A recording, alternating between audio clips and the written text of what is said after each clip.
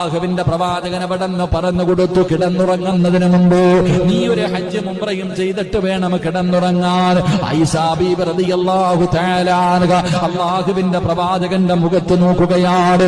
അല്ലാഹുവേ, എങ്ങനെയാണ് ഹജ്ജിന്റെ മാസത്തിലല്ലേ ഹജ്ജ് ചെയ്യാൻ പറ്റൂ, പിന്നെ കിടന്നുറങ്ങുന്നതിന് മുമ്പ് എങ്ങനെയാണ് ഹജ്ജ് ഉംറയും ചെയ്യാൻ പറ്റുക?